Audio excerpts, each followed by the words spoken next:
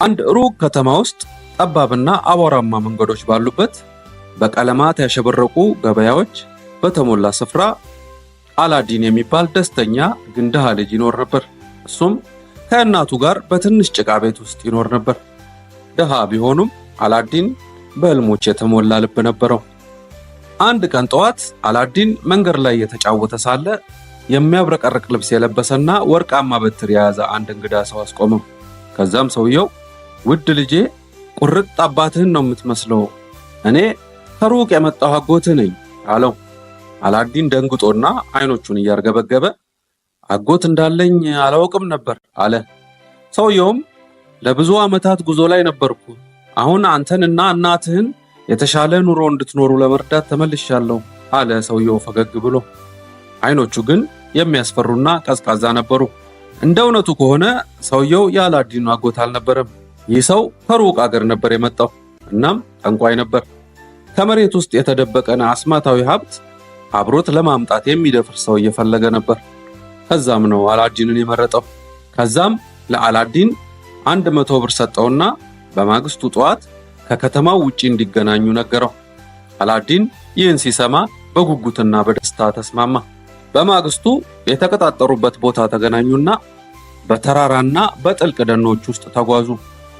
አንድ ድንጋያማ ተራራ ጋር ሲደርሱ ሰውየው መሬት ላይ እንግዳ ምልክቶችን አሰመረና በድንገት የሌላ ቋንቋ ቃላትን በጩኸት ተናገረ። በዛን ጊዜም ምድር ተንቀጠቀጠችና አንድ የተደበቀ ዋሻ ተከፈተ። ልቡ ንጹህ የሆነ ሰው ብቻ ነው እዚህ ዋሻ ውስጥ መግባት የሚችለው አለ ጠንቋዩ። ውስጥ ያለውን አሮጌ የዘይት መብራት አምጣልኝ እባክህ፣ ግን ሌላ ምንም እንዳትነካ ሲል ለአላዲን ነገረው። አላዲን ቀስ ብሎ ወደ ጨለማው ዋሻ ገባ። ልቡም በፍጥነት ይመታ ነበር። ዋሻ ውስጥ የወርቅ ክምርና የሚያብረቀርቁ ድንጋዮች አየ። ግን ማስጠንቀቂያውን አስታወሰና ወርቁን መንካቱን ትቶ የታዘዘውን መብራት መፈለግ ጀመረ። ድንገት በዋሻው መሃል በድንጋይ ላይ ተራ የሚመስል የናስ መብራት ነበር። አላዲን ልክ መብራቱን እንደነካው ዋሻው በእንግዳና በሚያብረቀርቅ ብርሃን ተሞላ። መብራቱን ስጠኝ ብሎ ጠንቋዩ ከላይ ጮኸ። አላዲን መጀመሪያ ከዚህ ውስጥ እንድወጣ እርዳኝ፣ ከዛ ሰጣለሁ መብራቱን አለ። በዚህ ጊዜ በአላዲን ንግግር ጠንቋዩ ተናደደ። እንግዲያውስ እዚያው ለዘላለም ቆይ ብሎ ጠንቋዩ በንዴት ተናገረና እግሩን መሬት ላይ በመምታት ዋሻውን ዘጋው። አላዲን በጨለማ ውስጥ ተቀምጦ ቀረ። ያን አሮጌ መብራት በእጁ ይዞ ዋሻ ውስጥ ብቻውን ተዘጋበት። ብርሃን አገኛለሁ ብሎ ተስፋ በማድረግ መብራቱን አሻሸው። ልክ ሲያሻሸውም ኡፍ ብሎ የጭስ ጭላንጭል አየሩ ሞላው እና አንድ ትልቅ የሚያብረቀርቅ ጭራቅ ከመብራቱ ውስጥ ወጣ። እኔ የመብራቱ ጭራቅ ነኝ አለ በወፍራም ድምፅ። ከዛም ምን እንዳደርግልህ ትመኛለህ አላዲን ብሎ ጠየቀው። አላዲን በጣም ተገረመ። ይህ እውነት ሊሆን ይችላል? በህልሜ ነው በውኔ ብሎ ጠየቀ። አላዲን ከፊቱ የቆመውን ግዙፍ ፍጥረት ትኩር ብሎ አየው። የጂኒው አይኖች እንደ ከዋክብት ያበሩ ነበር። ድምፁም በተራሮች ላይ እንደ ነፋስ ያስተጋባ ነበር። ጂኒው በድጋሚ ተናገረ። እኔ የመብራቱ ጂኒ ነኝ። መብራቱን ስላሻሸኸው ላገለግልህ ግድ ይለኛል። ምን እንዳደርግልህ ትመኛለህ ጌታዬ አለው አላዲንን። አላዲን ምንም ማለት አልቻለም። ከዚህ ዋሻ እንድወጣ ልትረዳኝ ትችላለህ ብሎ ቀስ ብሎ ጠየቀው። ጂኒውም አዎ ላወጣህ እችላለሁ ሲል በታላቅ ድምፅ መለሰ። እናም በቅጽበት መሬቱ ተሰነጠቀና አላዲን በአየር ላይ እየተንሳፈፈ ከዋሻው ውስጥ ወጥቶ ወደ መሬት ተመለሰ። መሬት እንደደረሰ መብራቱን አጥብቆ ይዞ ወደ ቤቱ ሮጠ። ቤቱ ገብቶ ጉዳዩን ለእናቱ ሲነግራት ስላላመነችው በጣም ሳቀችበት። እሱም ቀስ ብሎ መብራቱን ሲያሻሸው ጂኒው ፉፍ ብሎ መሃላቸው ቆመ። አሁን የእናትየው አይኖች ፈጠጡ። አላዲን ጂኒ የሚጠራ መብራት ከወርቅም በላይ የሆነ ውድ ሀብት እኮ ነው ብላ በጩኸት ተናገረች። ግን አላዲን ስግብግብ አልነበረም። እሱ ማድረግ የሚፈልገው ለእናቱና ለራሱ የተሻለ ህይወት ማግኘት ብቻ ነበር። ስለዚህ ጂኒውን ቀላል ነገሮች ጠየቀው፣ ምግብ፣ ልብስ እና ለመኖሪያ የሚሆን ጥሩ ቦታ። አላዲን ማንኛውንም ነገር በፈለገ ጊዜ መብራቱን ያሻሸውና ጂኒውን ይጠራው ነበር። ጂኒውም ፑፍ ብሎ ይመጣና ይታዘዘው ነበር። በዚህ ምክንያት ከእንግዲህ አይራቡም ነበር፣ አይበርዳቸውም ነበር። እናም ትንሿ ቤታቸው ወደ ውብ ትንሽ ቤት ተለወጠች። ከትንሽ ጊዜ በኋላ አላዲን በከተማ ውስጥ የታወቀ ሰው ሆነ።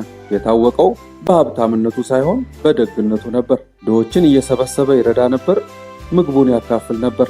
እናም በቀላሉ ብዙ ጓደኞች ኖሩት። አንድ ቀን መላ ከተማው በደስታ ይንጫጫና ይጨፍር ነበር። ልዕልቷን ይጠብቁ ነበር። ልዕልቷ ዛሬ ወደዚህ ገበያ ትመጣለች እያሉ ይጨፍሩ ነበር። ሁሉም ሰው እሷ ከጨረቃም በላይ ቆንጆ ናት እያሉ ያሞግሷት ነበር። አላዲን ሮጦ ሰረገላዋን ለማየት በጣሪያ ላይ ወጣ። እናም ልዕልት ባልዱሩባን እዚያ ነበረች።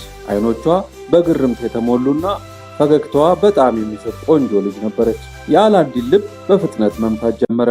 እሷን ማነጋገር አለብኝ ሲል በሹክሹክታ ተናገረ።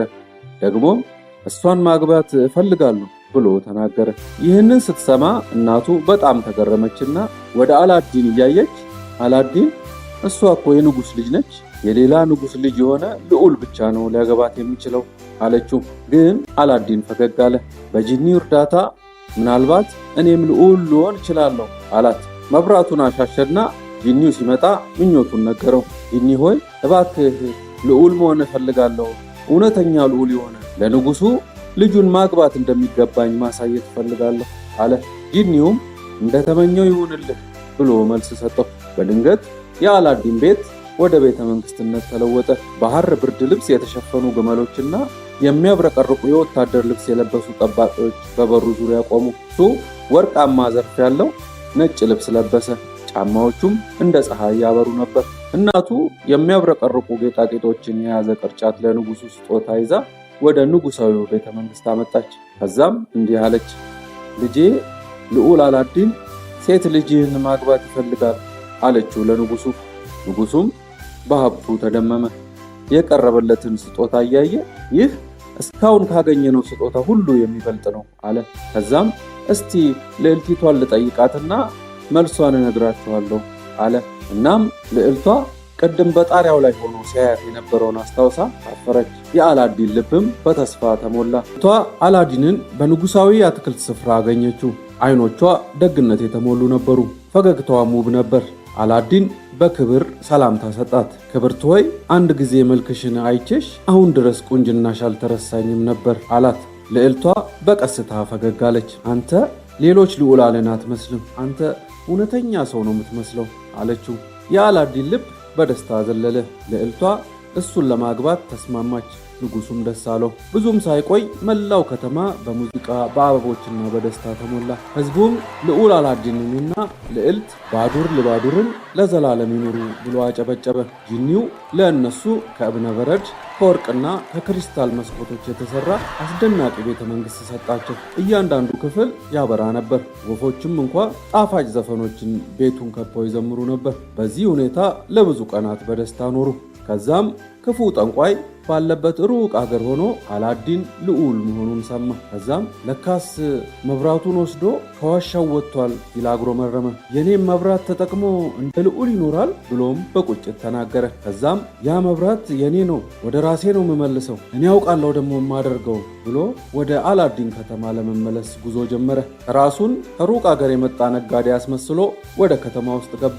በመንገዶች ላይ እየሄደ አሮጌ መብራቶች በአዲስ ይለወጣሉ፣ አሮጌ መብራቶች በአዲስ ይለወጣሉ እያለ ይጮህ ነበር። ልዕልቷ ሚስጥሩን ሳታውቅ የአላዲንን አሮጌ መብራት በጠረጴዛ ላይ ተቀምጦ አየችው። ስታየው መብራቱ በአቧራ የተሸፈነ ነበርና ቆይ እስቲ አላዲንን በአዲስ መብራት ላስገርመው ብላ አሰበችና አስማታዊውን መብራት በአንጸባራቂ አዲስ መብራት ለወጠችው። ጠንቋዩም በደስታ እየጨፈረ ጸጥ ወዳለ ቦታ በፍጥነት ሄደ። ቀስ ብሎም መብራቱን አሻሸው። ፑፍ! ጂኒው ታየ። ምን እንዳደርግልህ ትፈልጋለህ አዲሱ ጌታዬ ብሎ ጠየቀ ጂኒው። ጠንቋዩም የአላዲንን ቤተ መንግስት፣ ልዕልቷን እና ሁሉንም ነገር ከዚህ በጣም አርቀህ ውሰድልኝ ብሎ አዘዘው። በቅጽበት ቤተ መንግስቱ ጠፋ።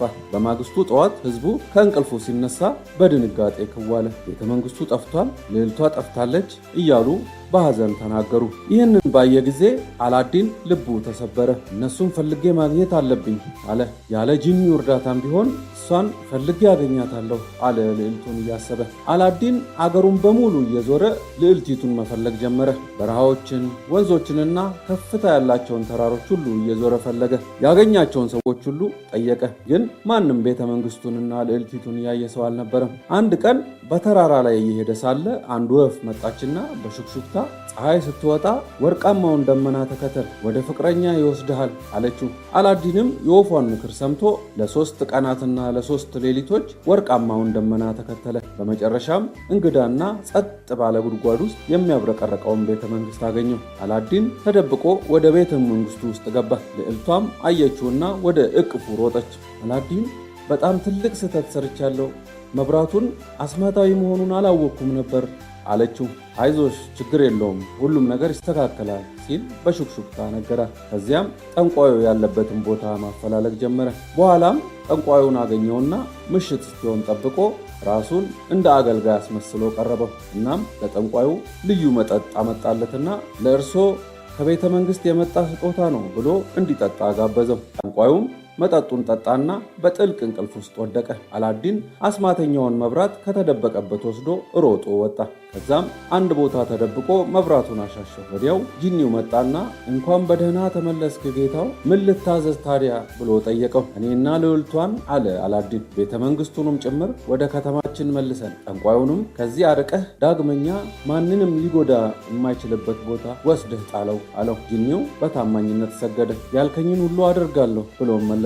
በቅጽበትም ቤተ መንግስቱ ወደ ሰማይ ከፍ ብሎ ከተማ ውስጥ ተመልሶ አረፈ። ህዝቡም ይህንን ሲያይ በደስታ አጨበጨበ። ንጉሱም በደስታ እንባ እያፈሰሰ ተቀበላቸው። መመለሳቸውን ለማክበር ታላቅ በዓል ተዘጋጀ። ፋኖሶች የሌሊቱን ሰማይ ሞሉት። ዳንሰኞች በመንገዶች ላይ ይሽከረከሩ ነበር። ልጆችም ያጨበጭቡ ነበር። ሁሉም ልዑላቸውንና ልዕልታቸውን መልሰው በማግኘታቸው ደስተኛ ነበሩ።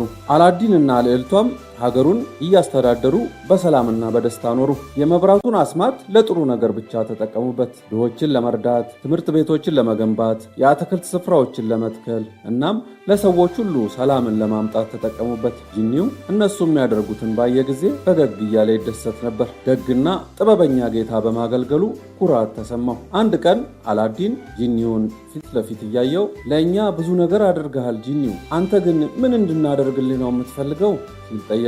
ጂኒውም አሰበና እኔ የምፈልገው አሁን ካለውበት እስር ነፃ መውጣት ነው ብሎ መለሰ። አላዲን አንገቱን ደፍቶ አሰበና በደግነት ሆኖ እንግዲያውስ ነፃ እንድትሆን እመኛለሁ አለው ጂኒው። በዛኑ ቅጽበትም ፑፍ ብሎ ወርቃማው ሰንሰለት ከጂኒው እጅ ላይ ተፈቶ ወደቀ እና ጂኒውም በመጨረሻ ነፃ ወጣ። ወደ ሰማይ ከፍ ብሎ እየበረረ እንደ ኮከብ እያብረቀረቀ ሄደ። ከዛም ወደ አላዲን እያየ አመሰግናለሁ አላዲን፣ ሁሌም ጓደኛሞች ነን እያለ ከእይታ ተሰወረ። ይህን ተረት ከቡቡ ጋር የተሰኘ ቻናል ሰብስክራይብ በማድረግ ተጨማሪ የአማርኛ ተረቶችን ማግኘት ትችላላችሁ።